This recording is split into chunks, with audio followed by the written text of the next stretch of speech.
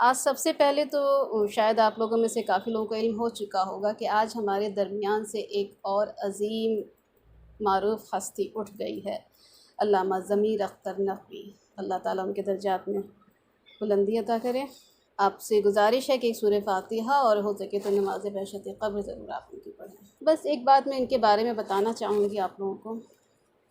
कुछ लोग शायद वाक़िफ़ भी होंगे क्योंकि सोशल मीडिया में बहुत ज़्यादा प्रोपेगेंडा होता है और बहुत जल्दी व्हाट्सएप एकेडमी के थ्रू, फेसबुक के थ्रू बहुत जल्दी बातें फैल जाती हैं हवा की तरह। ऐसी हस्तियाँ बहुत कम हैं और इस साल तो पता नहीं 2020 कैसा लेकर आया कि अल्लाह ताला हमारे बीच से एक के बाद एक हस्ती को लेता जा रहा है, उठाता जा रहा है। ये तो यकीनी तौर पे था और अंदाज़ा हमें था कि जब 2020 आना था, क्योंकि जो पॉलिटिकल सिनेरियो बन रहा था उसके हिसाब से हमें अंदाज़ा हो रहा था कि ये साल एक टर्निंग पॉइंट होगा। ये इस साल के बाद आप ये सोच के चलिए, मतलब आप इसे यकीन को, आपका ऑलरेडी यकीन होगा अल्हम्दुलिल्लाह, और नहीं है तो और मजबूत कर लीजिए उसको कि ये वो वक्त है कि इस साल के बाद ज़हूर इमाम कल का होता आज हो सकता है।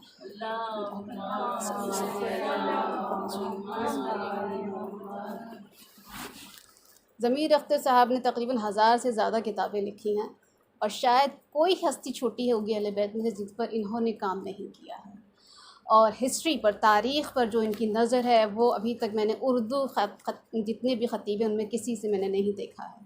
इन्होंने तारीख़ में हिस्ट्री की जो कुछ गलतियों को भी इन्होंने सुधारा है, जो गलतियाँ चलती आ रही हैं सदियों से, वो उर्दू के ख़तीबों ने उनको नहीं किया है और अरबिक के जो ऑथर्स रहे उन्होंने इतना उसको ज़िक्र भी नहीं किया। बहुत सारी ऐसी गलतियाँ हैं हमारे बीच, मगर इन्होंने पूरा रिसर्च करके पूरे हवाले देकर अपनी किताबों में उनको दुरुस्त भी किया है।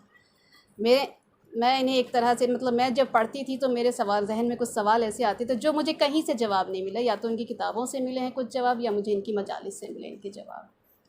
ये उन चंद लोगों में से हैं। और ये एक दस्तूर सा रहा है कि जिसके पास जितना इल्म होता है उसका इम्तिहान भी बड़ा सख्त होता है। इनके ख़िलाफ़ एक प्रोपेगेंडा 2 साल पहले शुरू हुआ, जो एक इन्होंने अशरा पढ़ा था हज़रत अब्बास के ऊपर 10 साल पहले।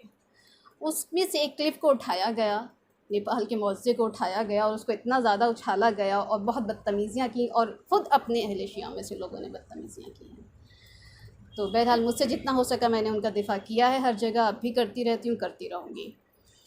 तो मगर वो इतना ज़्यादा उछाला जा रहा था कि मैंने इमाम से सवाल करना शुरू किया कि मौला, मतलब क्यों जवाब नहीं दिया जा रहा इस चीज़ का, क्यों इस तरीके से इतनी ज़्यादा तफरीक़ फैल रही है, आपस में ही लोग लड़ रहे हैं।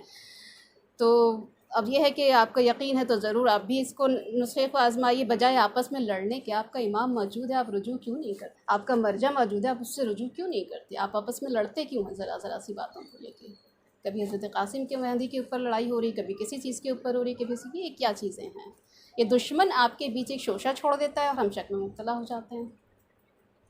ये इस आयत का जो पूरे में मुहर्रम में इस लेके चल रही हूँ, क्यों लेके चल, इसका मकसद ही यही है कि जो अक़ल का इस्तेमाल नहीं करती फितनों की गिरफ्त में बहुत जल्दी तो इनके लिए यही हुआ। और मैंने जब सवाल करना शुरू करा तो नाइब इमाम से मुझे जवाब मिला, जो ख्वाब में मेरे आए, उन्होंने मुझे ये चीज़ बोली ज़मीर अख्तर साहब के बारे में कि ये शख्स इल्म का बादशाह है, जिसको मैं ख़ुद तस्दीक करती हूँ, क्योंकि जिसके पास ख़ुद के पास इल्म होगा वो दूसरे के इल्म को चेक कर सकता है, वही समझेगा इल्म की कदर क्या होती है, किसके पास कितना इल्म। अगर आपके ख़ुद के पास इल्म नहीं है, आपने कदर नहीं कर पाएंगे।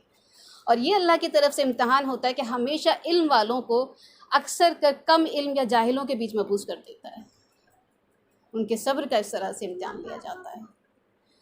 और जो कम इल्म वाले होते हैं वो हमेशा हसद में मुब्तला हो जाते हैं। तो यही बात उन्होंने बोली कि जिसके पास जितना इल्म होता है उसके ख़िलाफ़ जो कम इल्म वाले होते हैं उसके हासिद भी उतने ही हो जाते हैं।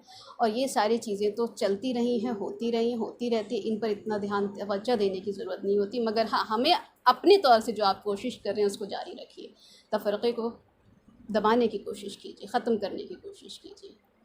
तो ये इस शख्स की जो मंजिलत है बहुत ही ऊँची है। इसलिए मैं आपसे बहुत फिर गुजारिश करती हूँ, नमाज़ बहशत क़ब्र ज़रूर पढ़िएगा। हर किसी को ज़रूरत होती है इसकी। ऐसा नहीं होता कि कोई बहुत बड़ा आलिम है तो उसको ज़रूरत नहीं होगी, ज़रूरत सबको पड़ती है।